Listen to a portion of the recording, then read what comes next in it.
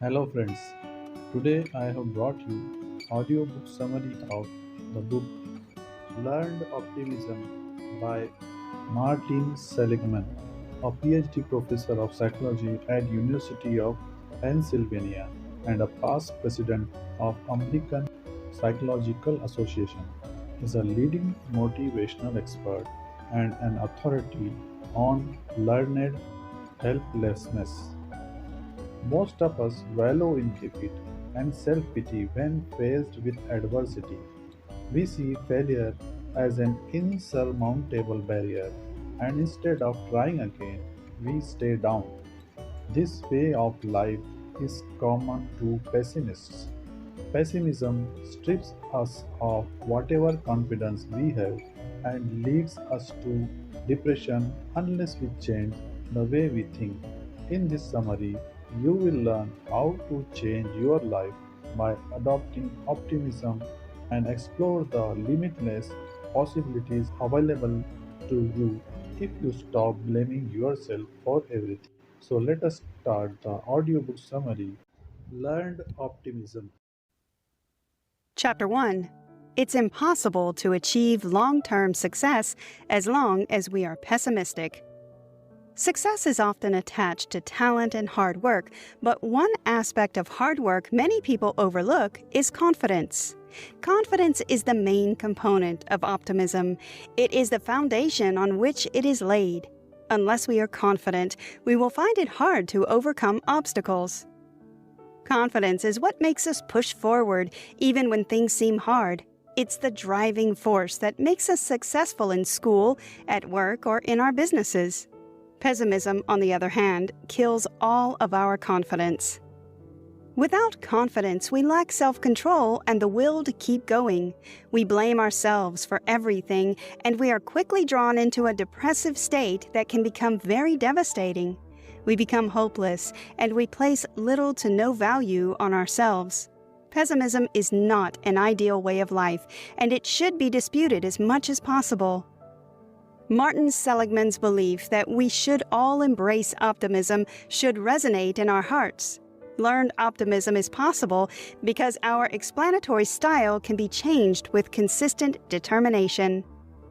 With optimism, our options are limitless, and we can truly develop the world for ourselves and the coming generations. Chapter 2. Pessimism and optimism are the two major ways humans view life.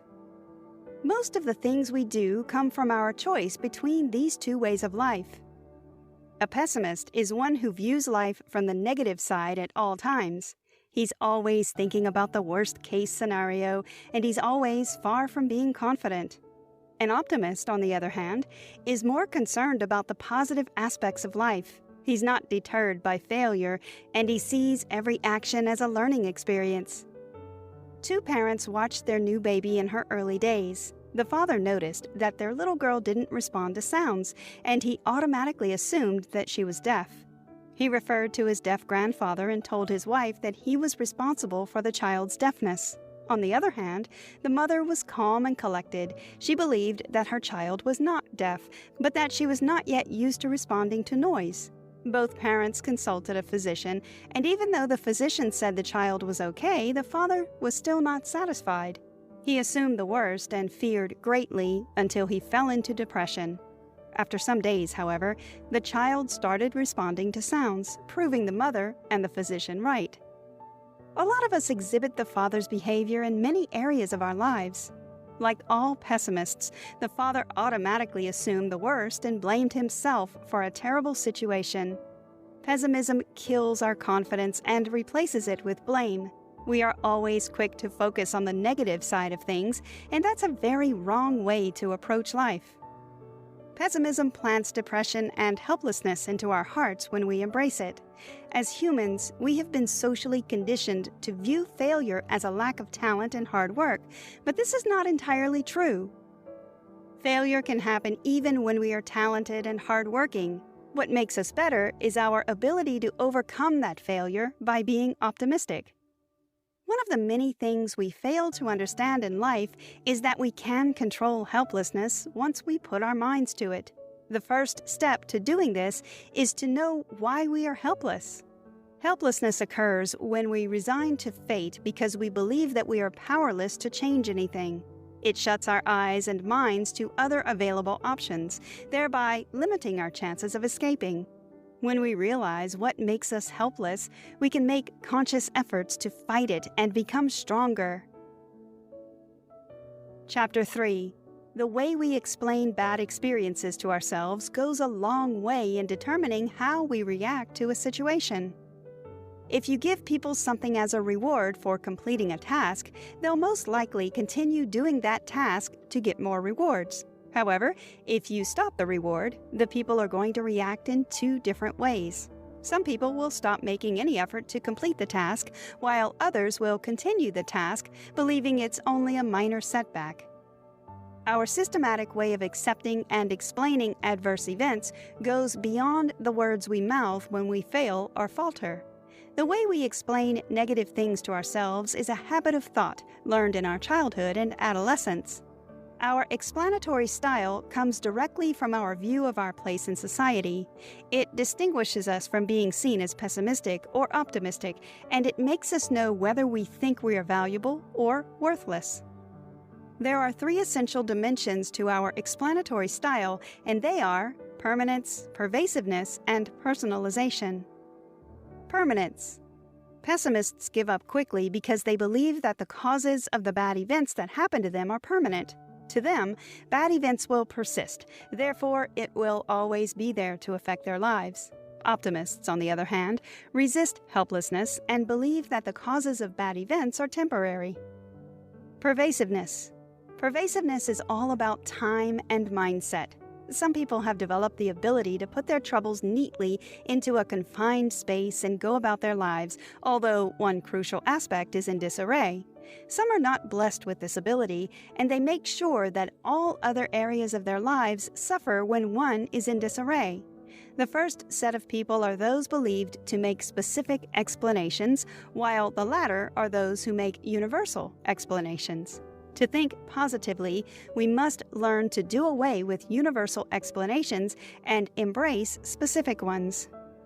Personalization. When negative things happen, we can blame ourselves, internalize, or blame other people or circumstances, externalize, for our misfortunes. Those who blame themselves when things go wrong develop low self-esteem as a consequence. They automatically think they are worthless and of no value. People who blame external events do not develop low self-esteem because they are confident of bouncing back. Chapter 4. Pessimism can lead to depression and death if we don't change it early. When we are in a pessimistic, sad state, we are going through a similar version of a prevalent major mental disorder known as depression. Depression is a large-scale mental illness that takes a heavy toll on its victim. It can be mild, but also very devastating, and what's worrying is that it's prevalent in our society. Almost all of us have gone through depression one way or another, and we know how bad it affects our daily life. For some of us, depression is a rare experience that descends on us only when several of our best hopes all fail. For many others, it is a state that affects them every time they are soundly defeated. For some set of people, it is a constant companion, draining the joy from even their best times and darkening the grayer times to a deeper black. Depression comes in three kinds for us, and they are normal depression, unipolar depression, and bipolar depression. Normal depression is a common type of depression, and it is the type that we are very familiar with. It comes from the pain and loss that we experience every day, which are inevitable in parts of our lives. As humans, we are always thinking about our future, and this sets us up for plenty of disappointments. Normal depression sets in when we don't get the jobs we want, when our stocks go down, when we get rejected by people we love, or our loved ones die. The other two kinds of depression are called depressive disorders. Both unipolar and bipolar depressions are similar, but they are separated by one distinct difference: mania. Mania is a psychological condition with symptoms that look like the opposite of depression or melancholy. It is aggravated and unwarranted euphoria, bloated grandiosity, volatile or violent action, and inflated self-esteem. Bipolar depression is the one that involves mania in its patients. This type of depression can be very devastating and can lead to death. We must be cautious in handling trauma and pain in our lives. Unless we see failure as a stepping stone and not a finite result, we'll always be at the mercy of depression. Depression is an epidemic of learned helplessness. People go into depression when they believe that all their efforts would prove futile. Depression could be caused by defeat, failure, loss, and the consequent belief that any actions taken will be futile. To overcome depression, we must make sure that we know it's okay to try again. Did you know? Approximately 80% of people with depression reported some level of functional impairment because of their depression, and 27% reported serious difficulties in work and home life. Chapter 5. How we think and how we feel contribute immensely to our mental health. Elite researchers like Sigmund Freud, Carl Jung, Albert Ellis, and Aaron T. Beck have successfully facilitated the development of treatments for depression and psychological issues. Through their works and continual research, they have been able to demystify depression and show to the world that negative thinking can be changed to positive thinking. The biomedical school believed that depression was a disease in the body, while the Freudian scholars thought it was an act of anger turned upon oneself. While the biomedical school wanted to treat depression like any other illness, the Freudian theory proposed that patients should let it all out until it's over. In Freud's case, the most common result was death. It's the combination of the biomedical theory and the Freudian theory that new researchers Albert and Beck used to kickstart a new way of understanding depression. Our fear of what will happen influences what's happening to us. Once we remove the phobia in us, we are closer to overcoming depression.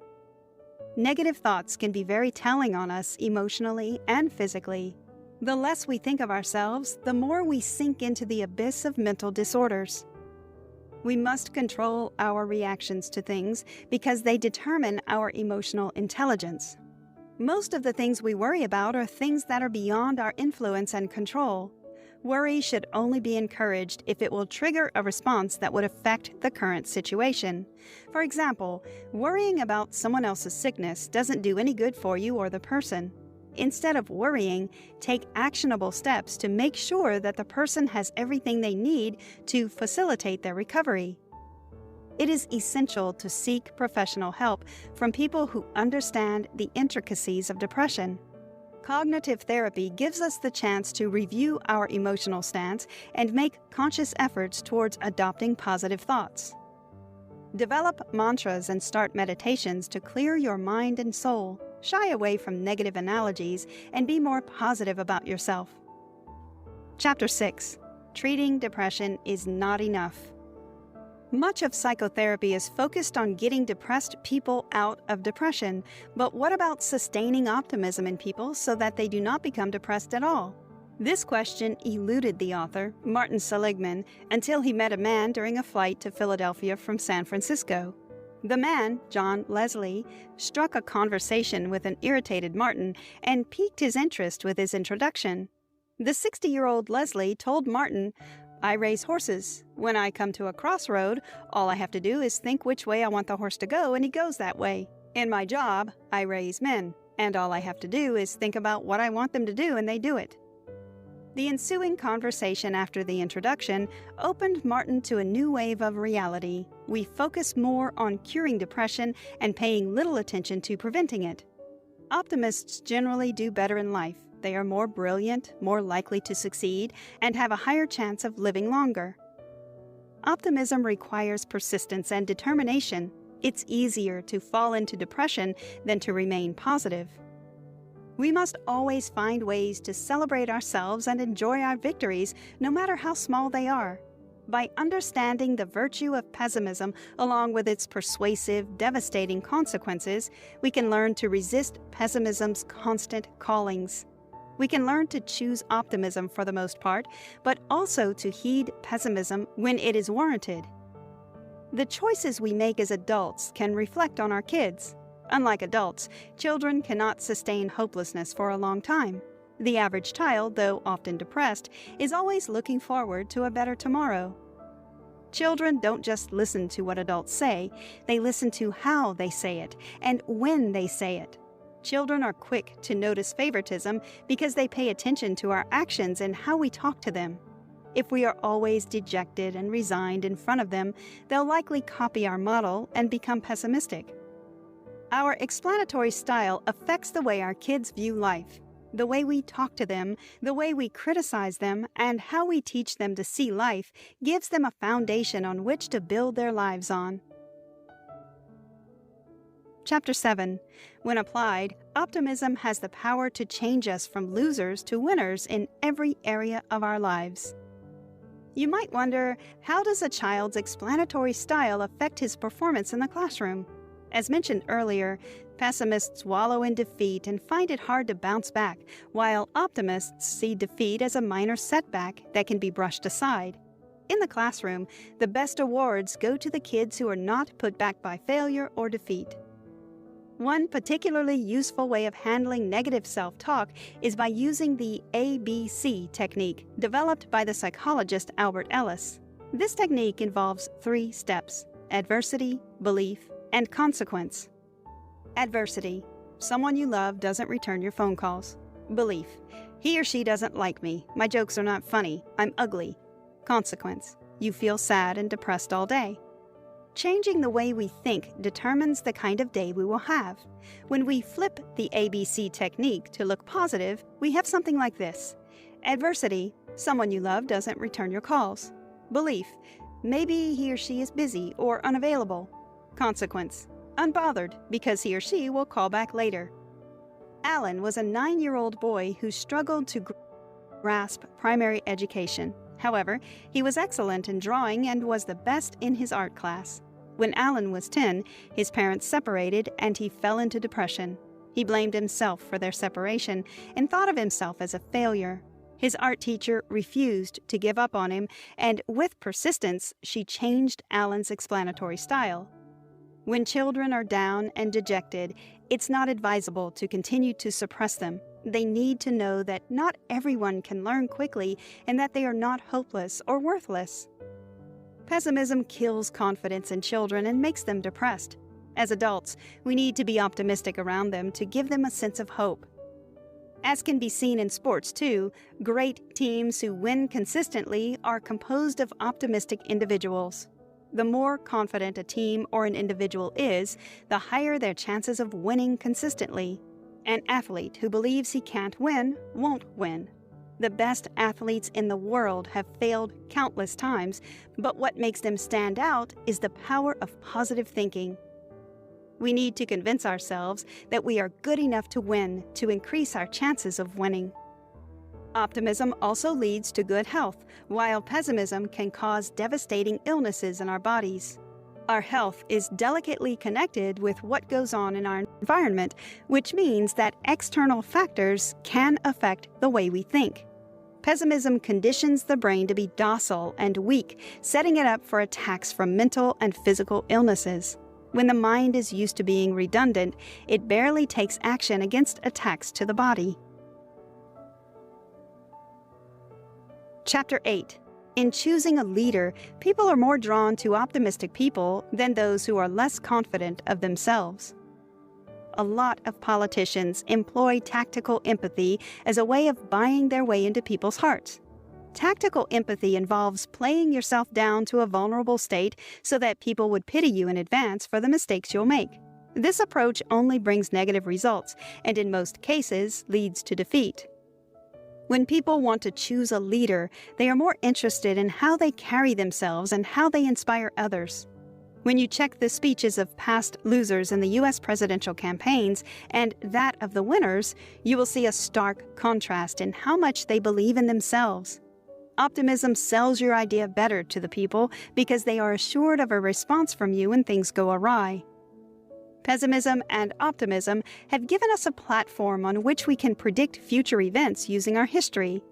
We know that optimistic people are more likely to succeed in life, while the pessimistic ones end up wallowing in defeat. Using this analogy, we can predict who will be successful, what jobs would make us better, and the types of people we should work with. Life issues the same setbacks and disasters on the optimist as on the pessimist, but the optimist weathers the storm better. As we have seen, the optimist recovers from defeat and, with his life somewhat more miserable, he picks up and tries again. The pessimist gives up and falls into depression. Because of his resilience, the optimist achieves more in life. There are many reasons why you should use optimism and discard pessimism. You should use optimism if you want to get a promotion, fight depression, become a leader and inspire others, continue winning, etc. However, you must avoid using optimism if you want to plan for a risky or uncertain future, appear sympathetic, etc. Our life is a delicate balance between pessimism and optimism. Knowing when to use each approach is essential to our growth and happiness.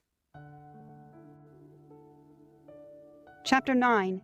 We must teach our children how to unlearn pessimism so that they can excel better in life. If a child can learn pessimism, then he can also unlearn it. A child needs to learn optimism from a very young age so that he'll be able to cope with adversity and oppression. As adults, we are majorly responsible for creating a model for children to copy.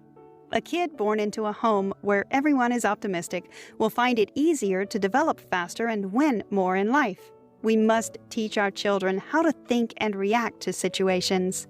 We must make them realize that blaming themselves all the time will only set them down the path of depression. They must be reminded that action and not worry changes a thing. They must also learn that nothing is absolute and that it's okay to make mistakes in life. Children hate it when they fail, and unless they are taught optimism, they'll find it hard to try again. The world is a competitive market, and in everything you do, someone else is elsewhere trying to better it. That moment when you are too tired and fed up to try again, another person is soaring on, undeterred by the obstacles that have blocked you. It then happens that when you finally wake up from your slumber, your competitor has cleared all the stages, leaving you with nothing. It's okay to get tired, but giving up should be the last resort. Optimism gives you the required push to start and execute a job no matter how tough it is. Anytime you face adversity, listen carefully to your explanations of it. When these explanations are pessimistic, actively dispute them. Use evidence, alternatives, implications, and usefulness as guidelines when you dispute your explanations. Employ the use of distraction if necessary. We have more to choose from in this generation than any other generation. We have so many options at our disposal that we never seem to be satisfied. It's also made us more conscious of ourselves and less conscious of our environment. We are so involved in ourselves that when things go wrong, we are mostly alone without true friends. The epidemic of depression stems from the much-noted rise in individualism and the decline in the commitment to the common good. Unless we change the way we view things to work with a positive mindset, we'll never be able to grasp the importance of optimism fully. Pessimistic labels lead to passivity, whereas optimistic ones lead to attempts to change. Martin E.P. Seligman. Conclusion. Optimism is a better alternative to pessimism mentally, emotionally, spiritually, and physically. Optimists tend to be happier, more successful people because of the way they think and approach life generally. There's no limit to what we can achieve as long as we understand that failure is not absolute and that it's okay to try again. Positive thinking requires taking positive steps towards achieving emotional balance. Both optimism and pessimism are learned responses to challenging negative situations, and this means that no matter how pessimistic you are, you can turn around to become optimistic. Optimism gives us the required drive to pursue our dreams and live a fulfilling life. It helps us understand our environment better, and it exposes us to a world beyond our horizon. The more optimistic we are, the better for us and the society at large. We must ensure that we influence our future by correcting our present, using the history we've learned about our past. Try this. Change your mentality toward reproach by looking forward to a solution instead of wallowing in self-pity. When you consume a slice of pizza against your diet plan, don't consume the whole pizza, thinking it's too late to change. Instead, be sure you'll add more minutes to your exercise routine tomorrow and get back in shape.